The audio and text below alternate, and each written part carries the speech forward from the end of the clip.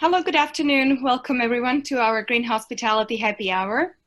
My name is Lucia and I will be the host for today. And I would like to welcome our speaker, Professor Brian King from Polytechnic University. Hello. Hi, Lucia. Hi, everyone. Unfortunately, there is some issue with the video of Professor King, so we might not see him today, unfortunately. But that's, I think, the nature of using the technology. Before we start actually with our questions, I would like to just introduce a few things about our call. We would like it to be very interactive, and we would like to welcome you to share and post in our chat function anything you would like to contribute to the conversation. So please feel free to do that at any point in this call. We will have also some space for questions. You can pose them as we go, as we talk about different topics. And then my colleague, Chao, he's also here with us. You can see him there.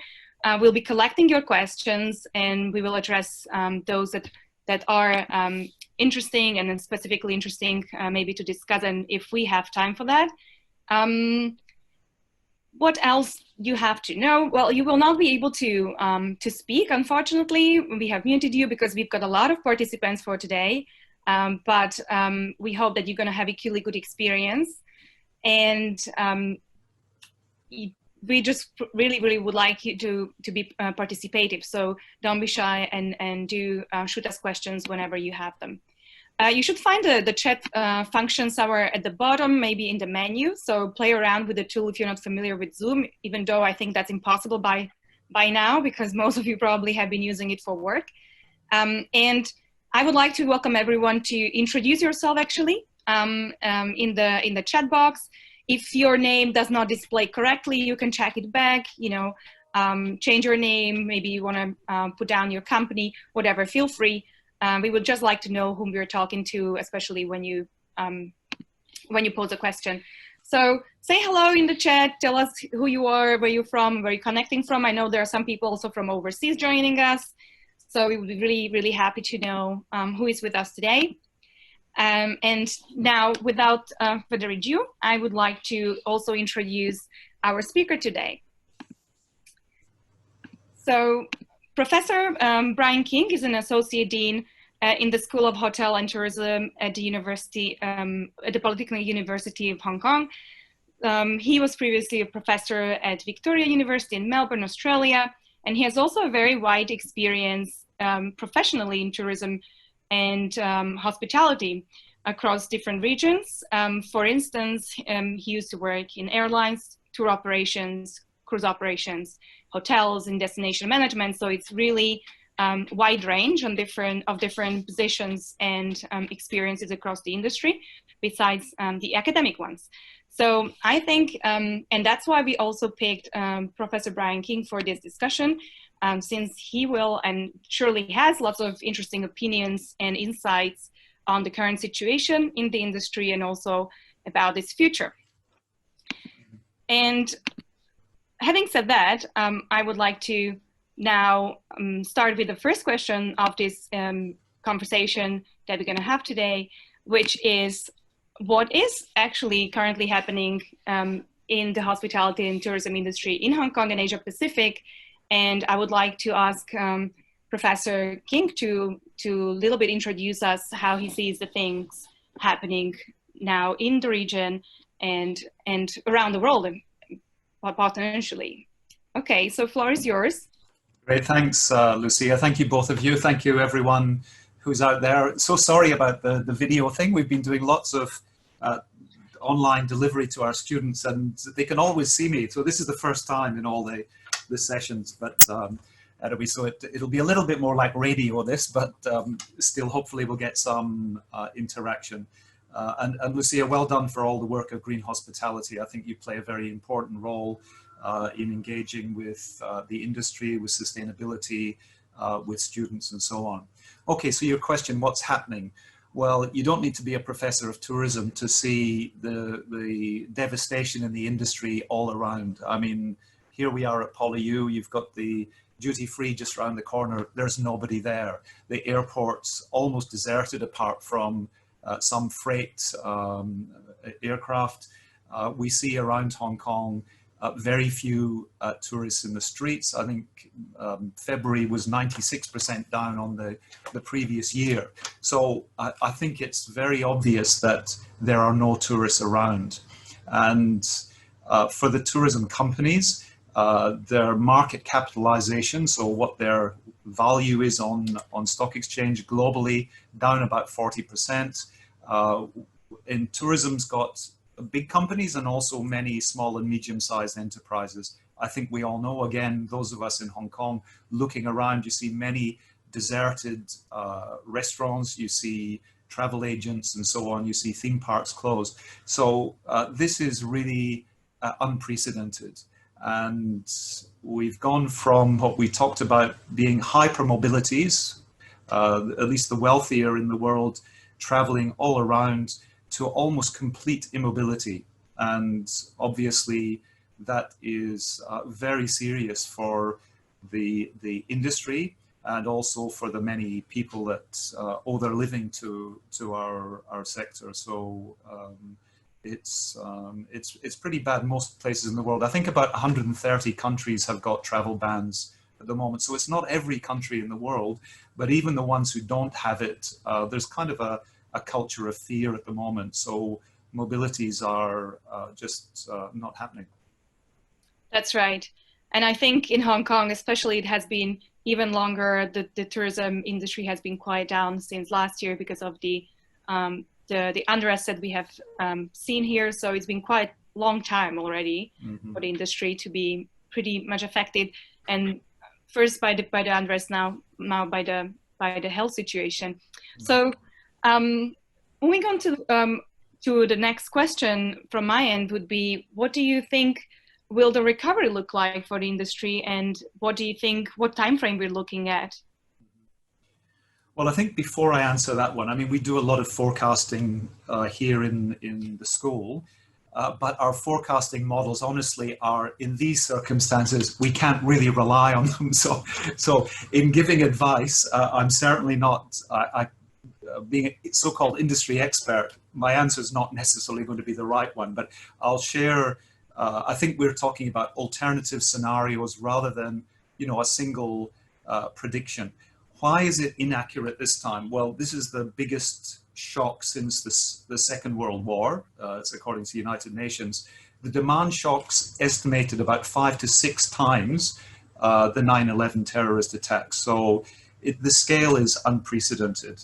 And we've got reference points like SARS, 9/11, global financial crisis, even the 1973 oil crisis, but none of these really provide us with a precedent. Okay, so to answer your question more directly, in many ways I take from the McKinsey Global Health and Crisis Response document. That is saying that we will wait even some months for domestic return to maybe 6 months for domestic tourism to return to where it was before. So say into the first or second quarter of 2021 for domestic, and considerably longer for, you know, long-haul international travel. And the sector itself is probably the worst in the world in terms of impact. Commercial aerospace, maybe even worse, you know, building new aircraft, but most other industries are less directly and massively impacted than travel and tourism and hospitality. So we shouldn't underestimate the scale. Maybe just one observation on domestic. Obviously here in Hong Kong, domestic is really within the SAR, so we've only got 1,000 square kilometers. Think of somewhere like Australia, which is a whole continent the size of China. We might anticipate that, say, domestic tourism in Australia would start rebounding considerably sooner than people traveling from Europe or Asia or other places to Australia. Maybe countries like that will kind of close their borders basically, but they'll, over time, as situations calm down, they'll allow people to travel domestically. So that's a very big change of mindset for us. Yes, I have been actually sharing that picture from McKinsey's report as well. with our audience here to showcase the predictions that are generally floating around. Well, that looks a little bit not so optimistic, especially not knowing when the spreads will stop and when the people feel more confident. Can I be a little bit more optimistic for a moment? So Sure. I shouldn't be quite so negative. Look, there's, as I said, there's different scenarios. So for example, we do see with mainland China, hotel occupancy rates coming back. We even see Wuhan and Hubei opening up.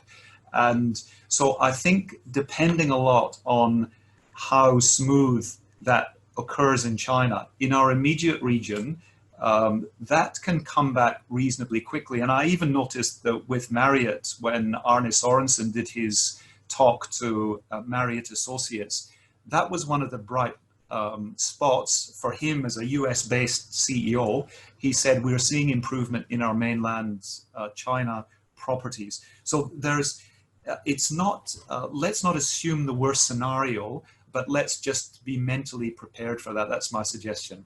That's right. I also read some other statistics, especially about activity on, say, booking portals or travel booking portals for flights or tours. And there have been observed an improvement, specifically, as you said, from specifically the Chinese or mainland China market. So people getting more confident already and kind of thinking about where to travel in the future. Unfortunately, now the rest of the world is kind of closed, so that is not happening. But I feel like the region might be, if things continue, might be rebounding a bit quicker. Well, let's hope that's the case. And with that question goes also, what do you think will be the impact of this crisis? How do you think the future of hospitality and tourism will be shaped by this? Well, there's obviously no going back. It's not going to be the same. That's a pretty obvious thing to say. And then the question is, will it get better or will it get worse? So green hospitality, you know, obviously the hope is that the industry will become more sustainable. We'll learn from our mistakes and we'll learn from climate crisis, etc. Will we necessarily? No, not necessarily, because companies may be so cash strapped that they reduce some of their CSR, their environmental initiatives, their energy saving, etc. They may. I guess what we hope, and those of us who've got some power to advocate, we need to advocate strongly to seize the moment of when we've got the pandemic plus the climate crisis, and kind of bring these two things together so that we don't just start encouraging all the, you know, gas guzzling industries, more and more concrete, more and more carbon emissions and so on. I think it's quite a critical moment in that. And we don't really know whether the more optimistic or the more pessimistic is going to come to pay. And I think we have to really do our bit to make the industry more sustainable. The shape of the industry will undoubtedly change. I think we already see that organizations that are more prepared for digital will prosper. So the likes of, you know, Trip.com, Fliggy, all these ones in the mainland, they will continue to grow. Other ones got a bit of identity crisis, like Airbnb, who don't really have anywhere to go apart from people staying in homes and so on. So different parts of the industry will be differently impacted, I think. You will have mergers and acquisitions. So just as Marriott merged with Starwood before, we'll probably have more consolidations. One of the worries, I suppose, is that governments may prop up too many airlines. So we already see national carriers all over the world being financially supported by governments, which is understandable because they employ a lot of people. But if these are airlines that fly inefficient aircraft and they're, you know, basically unviable, but they're supported with taxpayer funds, then that's not going to allow us the shake-up in the structure of the industry that we maybe need to invest in the most environmentally sustainable plant, and so on. So I really hope that what will happen will make us more sustainable, but I think it's going to take a really concerted effort from Green Hospitality, from many others, to seize the moment from that. Yes, I think you're completely right. I think there are two kind of groups. Ones that they say that this will help us to understand or realize the impact that we have on the planet, because now we're staying at home. We can even see it here in Hong Kong. The quality of air suddenly improved. I'm checking my air quality app and suddenly it's in green numbers every day. The other day it was only, I think it was 7, and usually it's about 50 particles in the, well, the coefficient is over 50. And so we can see those impacts. I think lots of people have seen it around and have experienced it, but then it's a little bit the different threat of the climate change that we don't see or experience so personally. It doesn't threaten us as of yet, or in certain specific places. While the virus, because even though we can't see it, it's more publicized perhaps, or something is more personable, and so we realize it more and we can make the change immediately. Well, we can just wish that people did those changes for the climate as well and for the environment so fast, and the government would react so fast as well. Well, and what was interesting that you mentioned was especially about the airline industry, which is exactly what we see, big impact, lots of lost jobs, but also lots of financial implications, obviously, and the airlines are asking the government to support. And as you rightly mentioned, should we support the ones that are better, or should we just also support the transportation that is better, which is the case in Europe, for instance, where airlines are so supported and subsidized by the government, right? By the government, that it's very cheap to fly around rather than taking a train, which now there's a lot of lobby going around as well to kind of stop doing that and start subsidizing trains or other transport that is more sustainable and less harming to the environment. So hopefully we can see a little bit this time as a time of consolidation and pushing a little bit harder for the agenda for improvement to the industry, all together with other organizations.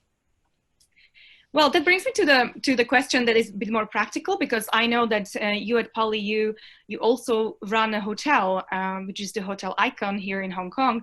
And because we have this situation where people probably don't really go out, don't travel much, we know that nobody can come now to Hong Kong unless they are resident here.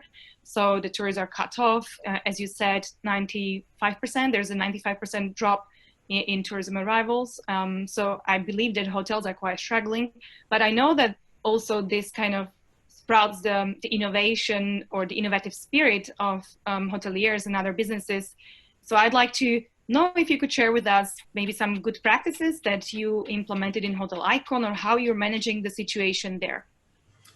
Yes, okay, thanks for the question, Lucia. So just so that the listeners understand, so the university owns and operates Hotel Icon. It's not directly our school that does that. So we're not involved in the operational side, but our students work there, and also we do a lot of research at the hotel.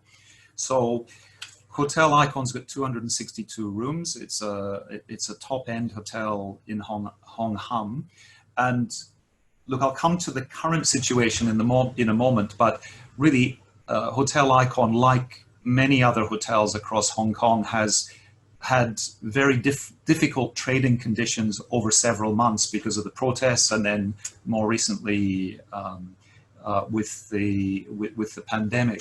So I guess a lot of the reactions have been built up over that time. So it's not just the last few weeks, it's many different months. And I'd say what came a little bit earlier was when the number of visitors was falling, what Hotel Icon did was really reinforced itself as a member of the community.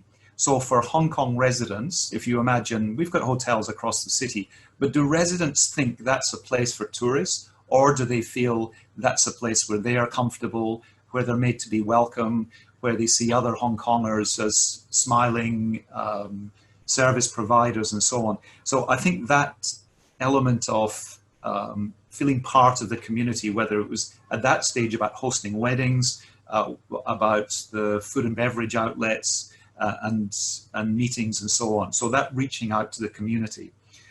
Then we have the issue of the virus. So we still have all that member of the community, and a lot of the language that the hotel uses, come home and experience, cozy stay in, B&B, bed and breakfast, staycation, all that type of thing is reaching out to the local community and saying you don't need to be a tourist to come to us.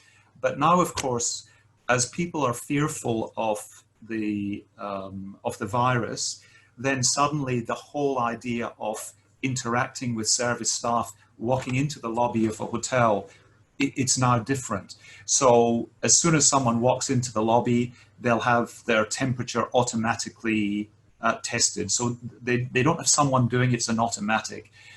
Then in all their time in the hotel, if they're staying or if they're food and beverage, they will be given information, constant reminders about personalized hygiene, cleanliness, safety. So the messages have to be really very frequent.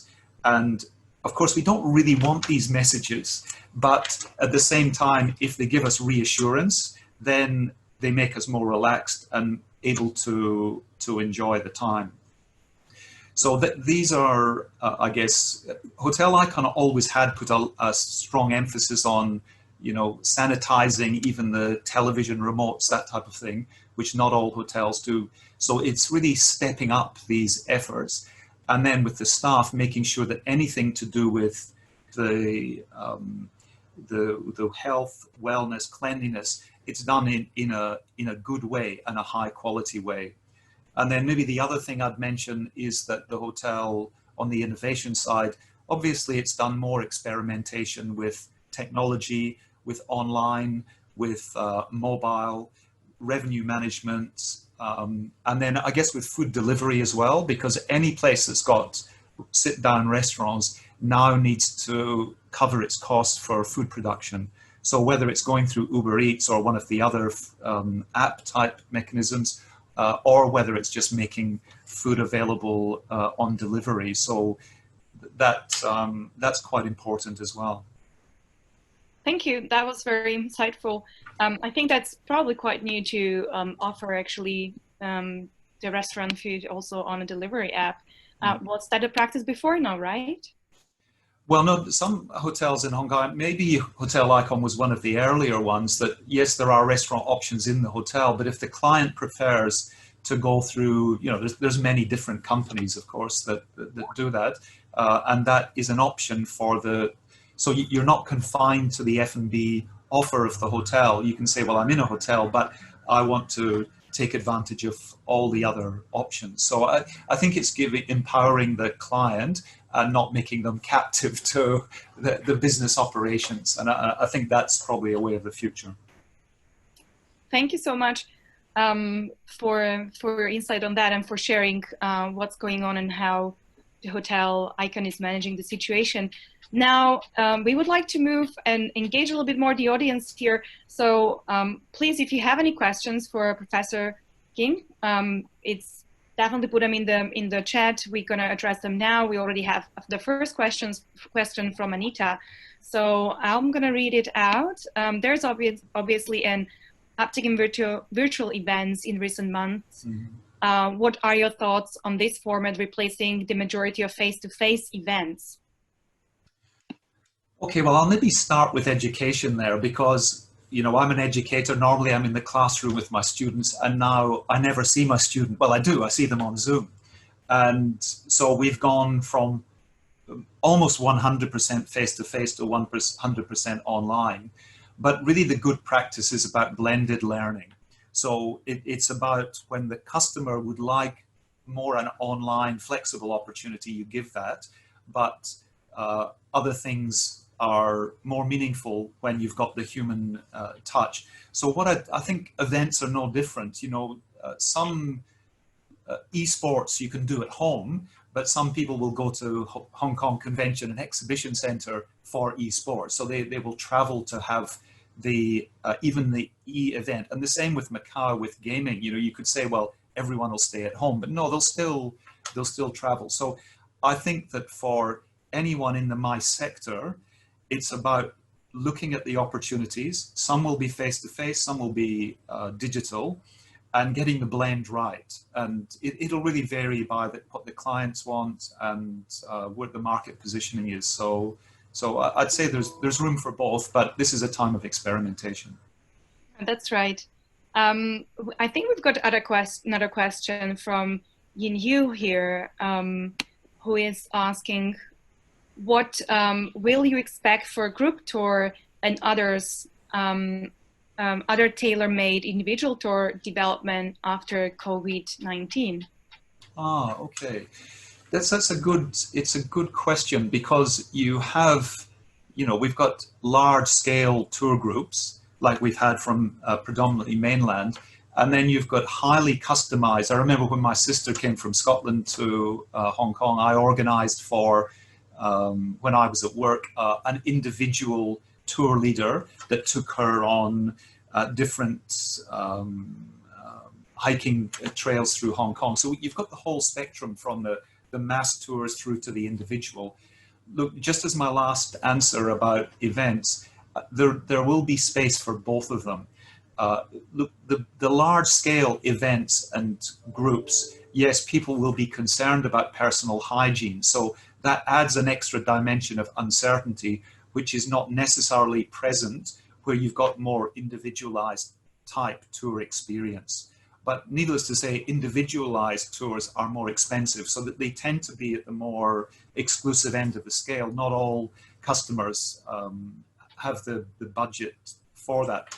What I really hope is that, let's say in Hong Kong, where we are one of the most frequent travelers anywhere on the planet, and that's reflected in our carbon footprint as well. But at these times, Hong Kongers are going out onto all the hiking trails. Maybe they're going to explore new islands they haven't been to and so on before. I hope that Hong Kong residents will kind of fall in love again with their own environment, both cultural and natural, and that they themselves will become advocates. I mean, we've got a lot of new product now in cities all around the world where local people that really want to show off their place to others, outsiders, they're really into that. And I think in Hong Kong, we've got 1,000 square kilometers. Some places are crowded, but many bits aren't. There's great archaeological sites, heritage, there's great natural environment. And we've got a lot of people that have really good insight that they can share. So if we can get a more intelligent, meaningful type of travel experience, that will be something great to come out for Hong Kong. And, you know, the same would apply in other cities in the world. But do you think there is more space for like more innovation in terms of local products, for like expanding that offer? Oh, sure. Yes. I mean, I think probably our locals, and this again applies in many parts of the world, but in Hong Kong, we live in small places and we've got quite a small territory. So it's very tempting to leave almost all the time, you know. And so maybe because of that, we tend to underestimate the riches all around. And so I think we really need innovation, and that, I mean, I see it amongst all of our, you know, graduates coming out from undergraduate or master's programs. Many of them, different from my generation, are really interested in setting up their own businesses. You know, often they'll be digital related. And of course, you've got other older people in the community that have deep experience to share, but you also have young people that can see new opportunities. So yes, we do need a lot more innovation. Great. We have another question here from Tim. There has been a lot of progress around F&B and tourism sectors adopting more sustainable practices in recent years. Do you think this has now gone backwards with so much disposable items? I think that relates to the crisis, where we can't use the reusable items. And is there still opportunity to engage with F&B and hotels around sustainable partnerships and collaboration? Or is this not the right time? Any suggestions for this? Okay, so that's quite a complex question. It's a very good question. It's quite a complex one. Look, I think many of the listeners will know that the explosion of food delivery has come at a cost, because all these packages are, polystyrene, disposable. They're just adding to landfill. So that whole movement has had unfortunate consequences. Maybe the scale of it, the fact that we're so aware of that now, forces us to take action. So we need to, certainly in Hong Kong, we need to be more assertive on that. And I think what is good is that even though unfortunately we've lost many restaurants, I think over 1,000 have already gone out of business, but the many restaurants that are bricks and mortar are now confronted with the need to do take home, take away. They can't sit in their comfort zone anymore, or they probably will go out of business. So there's a whole new way of thinking. I think we now, when we think of food, eating, dining, it's not just restaurant service. It's also, we imagine that happening in the home, the whole spectrum. So when we think of carbon footprint, we imagine the consumer in all kinds of settings. So in asking our policymakers for responses, we need to frame the whole discussion, I think, in a different way. And I'm somewhat hopeful that we can do that. And as the listener was saying, I think partnerships are certainly hotels that are looking to kind of redefine their business, to rediscover how to do F&B better. Some of them will undoubtedly embrace sustainability, healthy items, that type of angle. Yes, that's a great suggestion, and we are at Green Hospitality now exploring specifically this issue of waste across different businesses in the industry, and soon we will be releasing also some of our research, or of our desk research about these, and how hospitality and sector actually plays role, and what more the sector can do in this transition and do differently. We're also working actually and creating those partnerships with big organizations that can replace these harmful materials in some way or another, and having actually critical discussion about it, because as we all know, also some of the new innovative materials might not be as eco-friendly as they seem. So we are very aware of that, and I think now is the right time to also push, as you said, not creating more problem, but actually solving the problem. Also a good point about the wellness. I think people will become much more health conscious after this crisis, so hopefully we can also push for a bit better diet. And I think in Hong Kong we have this quite high consumption of red meat, for instance, and other items which might not be ideal, on one side for the planet, but also for human health. Well, we have one more question here from Saeed. What level of strategic discussions we could anticipate from governments like G7 or G20, UNEP, WHO, or NGOs and business corporations to enable new sustainable world? Well, I mean, we should, just as we are with our education here, and I'm sure for you at University of Hong Kong, the UN Sustainable Development Goals are a guiding principle for how we achieve balance across the social, the economic, the cultural, environmental domains. And even through a crisis, that should continue to be the case. Now, we'll have a lot of maybe issues that have not yet been talked about. If, for example, the pandemic gets out of control in developing countries with bigger populations, let's say, we've seen Iran already. What about India? What about Indonesia, etc.? Just as with the Asian financial crisis, we could see large-scale poverty, if we're not careful, that arises from the breakdown with the virus. Now, we hope we won't have millions of deaths, so that's I guess a worst scenario. But in a way, when we think of going back to the question, the dialogue that needs to take place at the global level between the key agencies, whether it's UNEP, whether it's UNESCO, WHO, all of these ones, it's obviously a time for more of that. Now, the danger, of course, is that individual countries tend to get into look after their own citizens first, like closing the borders, like looking after themselves. And of course, the US has not set a very good example for the world, but they're not the only ones. There's a number of other countries doing a similar thing. So I would say we need to support the multilateral global agencies. We need to do joined up thinking. We need to make sure that the rationalizations that came out of the global financial crisis, we do better this time.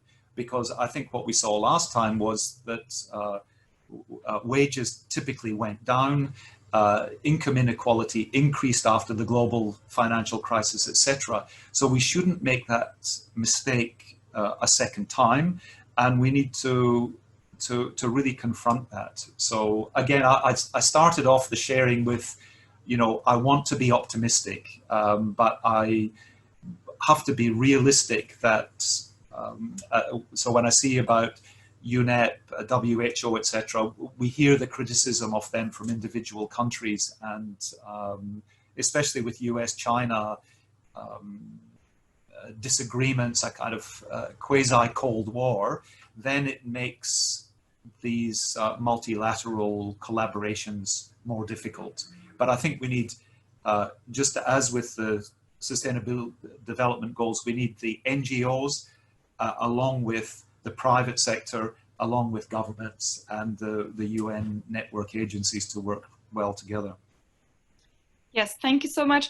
I believe that, and I hope that this exercise kind of, due to this current crisis, will also maybe teach us a little bit better collaboration for a bit better or more sustainable tourism and hospitality industry as well.